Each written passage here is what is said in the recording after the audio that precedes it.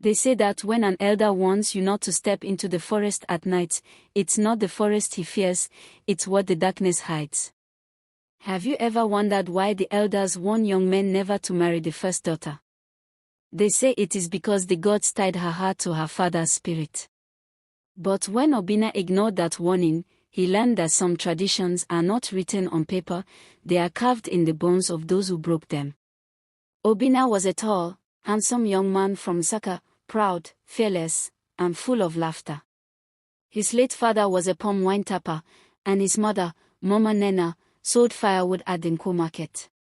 Though they had little, they had joy. Obinna grew up strong, loved by many, and envied by more. When he became of age, the elders began to pressure him to take a wife.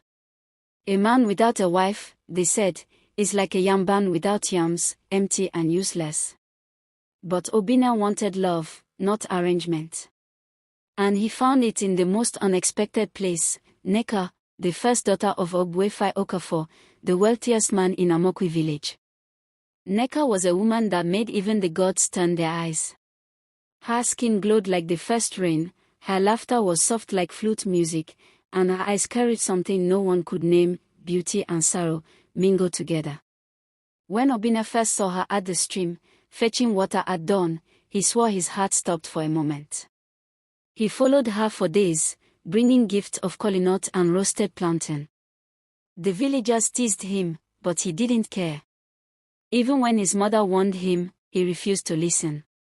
One night, Mama Nena sat him down by the fireplace and said quietly, "My son, do not marry that girl. She is our father's first daughter. Her chi is heavy. The first daughter is born with a binding spirit, one leg in this world, one in her father's." But Obinna laughed, his eyes bright with love. "Mama, these are stories for children.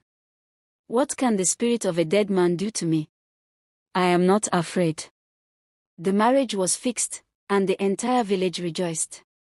Ogbuefi Okafor slaughtered 4 fat cows and invited dancers from Opia and Idobala.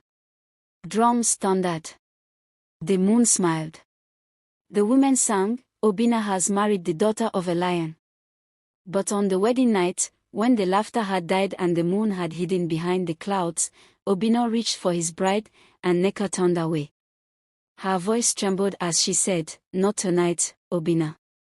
My father is watching." He thought it was just shyness. But that night, as he drifted to sleep, he heard the faint sound of footsteps, soft, slow, and heavy, walking around their hut. The air turned cold.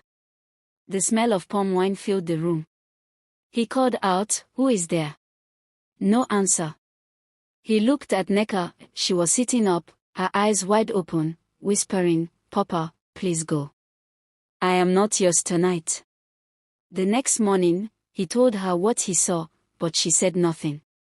Her face was pale, her eyes tired, as if she hadn't slept. Days turned into weeks. Nneka would wake at night, stand by the window, and whisper into the dark. Sometimes, she would laugh softly, other times cry. And then the strange things began. The goats refused to enter their compound. The palm trees around their hut stopped bearing fruit. Birds perched on their roof at midnight and sang dirges. Even the village children avoided their house. When Obinna sought help, the dibia of the land, Ogbodo, threw his cowries and stared for a long time before speaking. "My son," he said gravely, "you have married a woman whose soul is not free. Her father made a covenant before his death that his first daughter will carry his spirit, his wealth, and his power. She is not entirely human anymore." Obinna's heart trembled. "But what should I do?" Ogbodo's eyes darkened. "You must appease her father's spirit before it takes you both." That night, Obinna confronted Nneka. "Tell me the truth," he said, his voice breaking. "Who are you speaking to every night?" She looked at him, tears glistening in her eyes. "He won't leave me. Before he died, he took my blood and mixed it with palm wine. He said, 'You are my first fruit.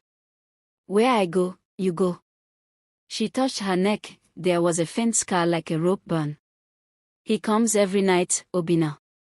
I see him by the door, waiting. Obinna decided to keep watch. He waited that night with a machete hidden under his mat. At the third call of the night cricket, a shadow appeared by the doorway. Tall, broad, familiar. The air grew thick. The scent of palm wine returned, strong, choking. The shadow spoke in a deep, echoing voice. You took what belongs to me. The lamp flickered, and Obinna saw the impossible, Ogbuefi Okafor, Nneka's father, standing at the door, dressed in the same white cloth he was buried in. His eyes glowed faint red, and his feet did not touch the ground. Leave my daughter, the spirit growled. She is mine, in life and in death. Obinna screamed and struck with his machete, but it passed through smoke. The spirit vanished.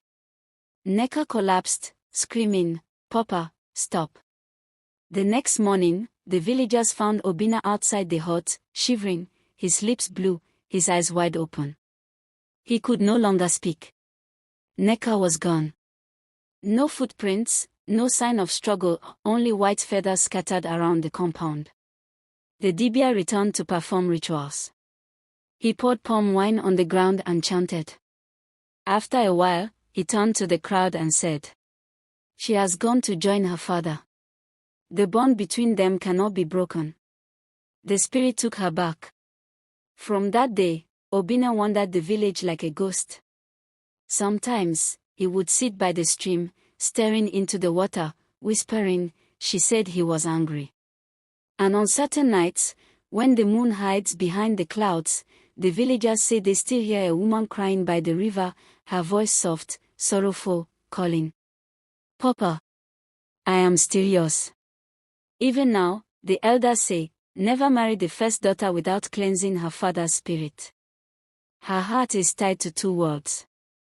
For the first daughter carries the weight of her father's soul, and no man, no matter how brave, can wrestle with the spirit and win. That, my friend, is why the elders say, never marry the first daughter.